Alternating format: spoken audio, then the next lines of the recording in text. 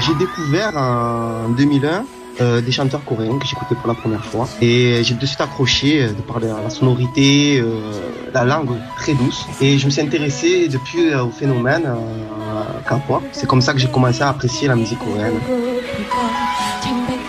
Well-trained boy or girl groups. Des groupes bien entraînés, de jolis visages, des chorégraphies splendides. Voilà certainement comment la K-pop est perçue à l'international. K-pop, c'est le nom qu'on donne à la musique pop sud-coréenne. En France, ce genre musical reste le fait d'un petit lot d'initiés, comme Romain, qu'on vient d'entendre. Pourtant, cette musique s'exporte à grande vitesse en Asie essentiellement et commence à toucher les États-Unis. Les maisons de disques semblent avoir trouvé des mécanismes de marketing imparables. C'est ce que nous raconte Shin Yoon-jun, professeur à Séoul et spécialiste de musique pop coréenne. Un reportage signé Eva Jones.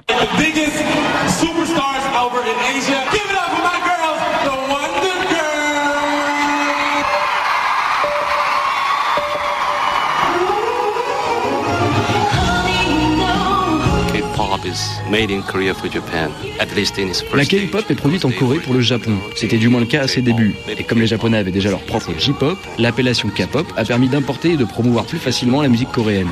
Mais ce terme est uniquement utilisé à l'international. En Corée, on parle de gayo, ce qui signifie chanson. In Korea, we just call it gayo. It's like chanson.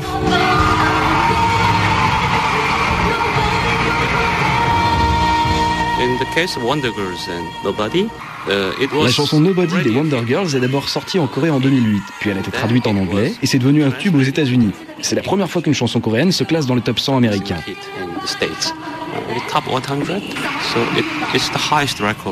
Les Wonder Girls ont fait la première partie des Jonas Brothers. Depuis le début, on les a entraînés à s'internationaliser, comme on dit.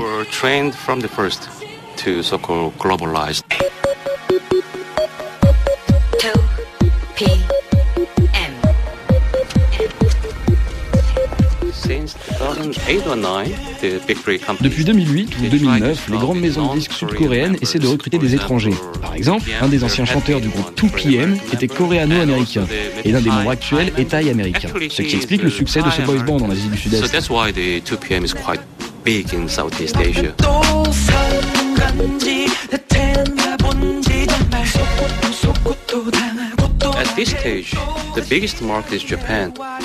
Pour l'instant, le Japon est le marché sur lequel la K-pop s'exporte le mieux. Là-bas, les groupes coréens triomphent, mais uniquement parce qu'ils chantent en japonais.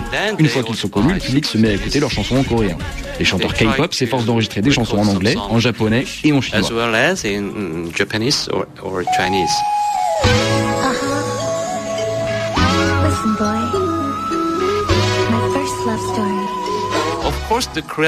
Bien sûr, la vague coréenne n'est pas née d'une impulsion politique, mais ensuite le gouvernement a tout fait pour aider à l'exportation de la culture pop coréenne, de la vague coréenne. Si une chose est populaire au Japon, alors elle aura du succès dans toute l'Asie. Et si un groupe coréen se fait un nom aux États-Unis, je pense qu'il pourra s'exporter partout dans le monde.